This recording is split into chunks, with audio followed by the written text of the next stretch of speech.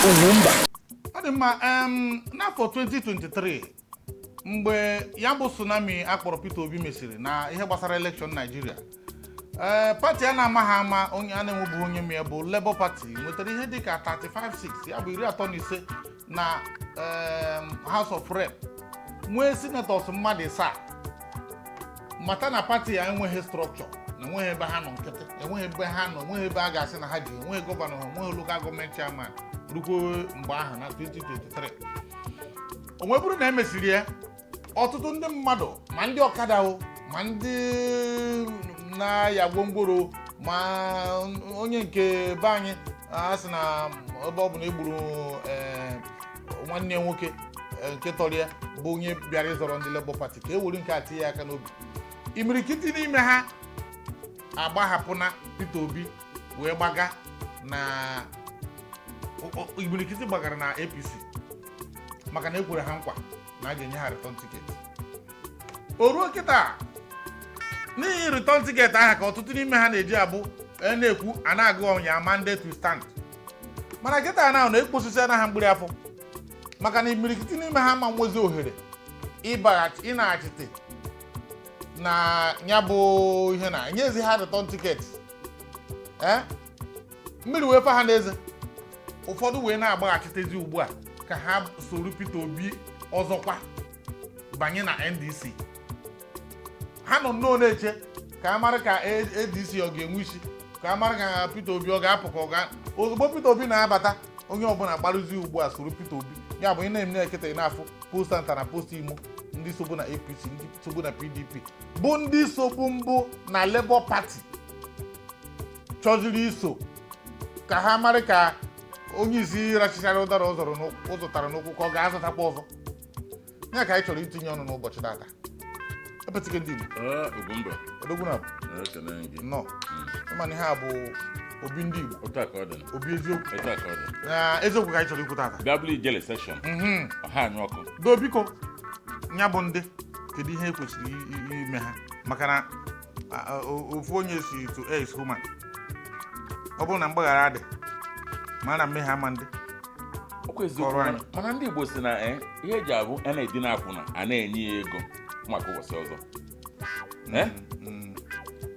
ndị ọtọ berebere, ndị ọchọngonoko, ndị atụghị aghọrọkwa genụ ntị. Peter nwere obi ofo mana ịma na o nwere extent ihe emerụ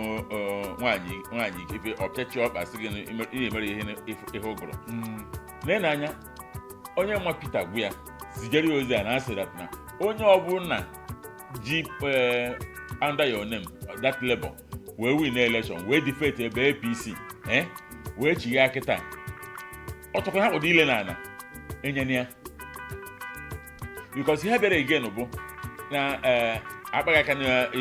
ife ụgụrụ enyena ya, ekwena onye ahụ ekwena ka o ruo nso. ma ọ bụ na ịchọghị itinye aka na those ones ha na-aja ezu ike because na ọ bụrụ ka esi okwu akarama si eji ụmụahịa those people na sabotage gị and ha ya sabotage gị ọzọ. ihe bịara bụ they are just looking for a leeway enyere for that privilege. gị bụ onye kwanụ si isi from Norway tụmadụ nke ọkada afọ nwa amadi ahụ esi na ọkada tum vụna gị na ogogo dị elu isi na mapụ ka mbala makpuo na APC kịta APC apịana gị pepụ gị ị na-achọ gị chi ya azụ bịa mee gịnị ọ mmiri na esensi ya ezu so na onye ọbụla mere enu adịrọ mma imere ebere kwefuru onye ọbụla ji aka aja ewere ụdọ n'echiche aja rigo n'osi dị ihe na ritual na mmanya onu ya adịrọ mma ịtọpụ na onye ji aka gbuo onwe ya ewetọ ka ọkwụrụ ana ụda ahụ ọkwụrụ uri ya mma n'ahụ. ọ dị mma ofu ihe na-eme bụ ịma politiks Naijiria nwere etu ọ n'isi atụmụtọ maka na ọ daịta ebe ọ daịta ebe a. mgbe a ọ na-abụ Jagaban weta ihe na request for loan eme ya approve one day, Jagaban bata National Assembly a na-agụrụ ya ya mandate we shall stand and ọgọzie n'ọdịkọ ya wụ national anthem anyị ọzọ. Exactly. mgbe a ọ na-abụ Jagaban kwu ha n'okwu etu a kedu afọ ya akpabiasị nsogbu adị na anyị ga-enye gị nkwado. o wee tọọ National Assembly kwesịrị ịbụ watchdog ka ha wee buziere nkịta na-ara chansị. Ikekwe ụfọdụ n'ime anyị ama ha na ihe ejijire ndị a niile bụ na ọ bụrụ na ikweta sonyere na a ga-enye gị return ticket.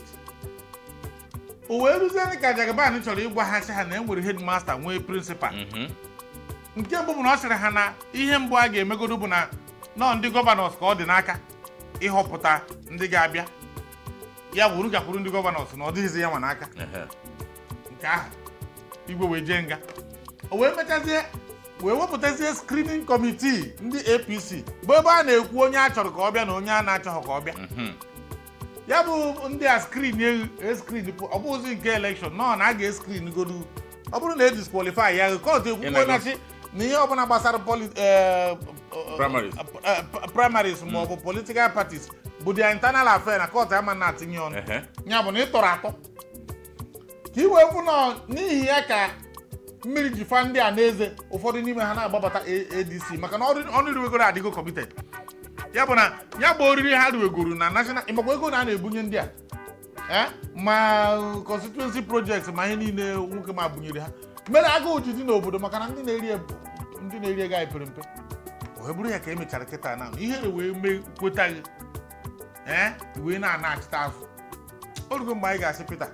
na ọ dị ka ị ga-enyefe ka ndị ọzọ nwere obi eji eme politiks Naijiria mee nke a bịa kepụ ndị a mrọpụ n'anya. Onye a bụ na enyere anya na onye ahụ bụ onye ga-abanyekwa ihe na ma ọ bụ na enyebugo nke mbụ iwe mee ihe imerụ ị na-achịta azụ si wụọ mmiri si wepụtara screening committee si ha ya bụrụ part of their this na onye ọbụla nọbụ na Labour si ebe a na National Assembly ma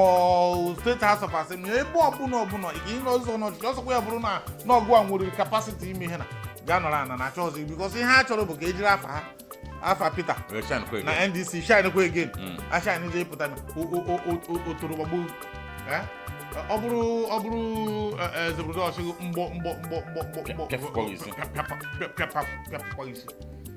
isi ọdịkwa mma aghọrị arị enu bụ sụsọ ofu ugboro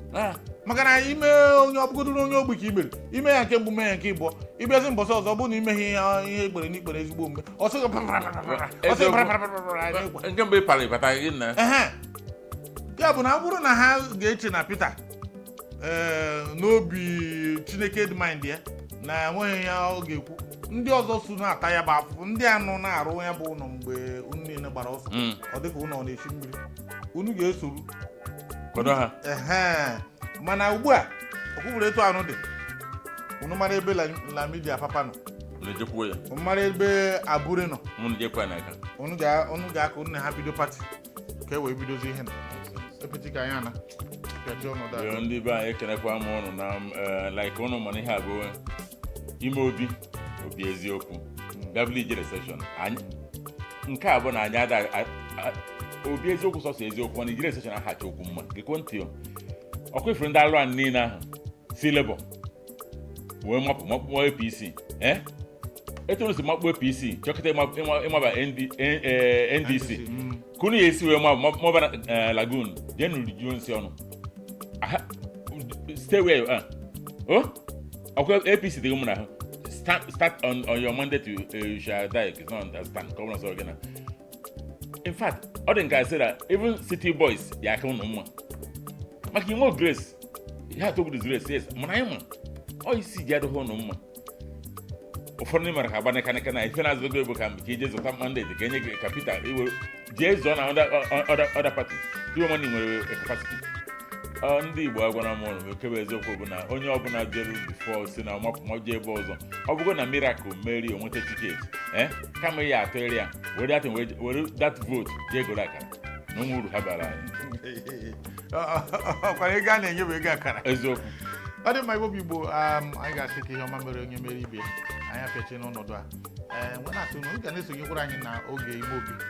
na UGWUMBA TV maka na ọkwụfụrụ Igbo anyị na-asụ ihe ọ na-atọ anyị Igbo anyị na-asụ ebe a enye anyị ohere enweghị ọbụzi mgbe a na-asị gị na ga-asụ n'oyibo mgbe a nọ na klaasị mgbe praịmarị skuul a na-asị gị isi oyibo apịaghị ihe maọbụ sekọndịrị skuul isi oyibo apịaghị ihe maọbụ adaghị ha ọkwụfụrụ etu anyị si asụ Igbo ọ na-atọ anyị karịa ihe ndị na-atọ nwa ewu ya bụ ọ bụrụ na Igbo a na-atọ gị ụtọ etu o si atọ anyị na-esonyere anyị n'oge ime obi na Ugwumba TV. Aha mbụ Michael Onogo na-asị unu ka emesịa m. Aha nka bụ Chidi Chidera Epetike ndị Igbo n'ihe gbasoro ihe Ugwumba kwuru. Gee ntị, asụsụ Igbo na-atọ ata ana o nwere ife ọzọ o ji ma mma na ife dị agha si ike atụba n'inu okwu dị agha ma nkwu atụba ha macha ime ihe ọ bụ ha je chọọ onye be anyị n'ihi ego ka ọ tụgharịa arụfa ya ịmara enwe sabo na ọ bụrụ onye ma na ọ bụrụ onye manụ ịmara enwe sabo ka nke so nke ahụ bụrụ anyị mana ife data na-ekeretiri ndị others job ana ime ihe ị chọrọ ịmụta jụọ Ugwumba o nkwere ihe ị chọrọ ikwu jee na comment section adị ya onwe ihe ịchọkwara enye gị ekwentị ebe na ekwentị agwa gị ihe ịjọ maka nke bụ eziokwu bụ datara asụsụ Igbo abịagoto steeti ana Ugwumba bidokwara na-asụ ya ebe ọ na-atọ ụtọ na-eme ebe ọ na-atọ ụtọ na-akpa agwa ndị Igbo ebe ọ na-atọ ụtọ ndị be anyị ekene m ụnụ Epetike ndị Igbo nke a bụ ụzọ nke ihe na ọ gịnị onye m onye nke m ọ dị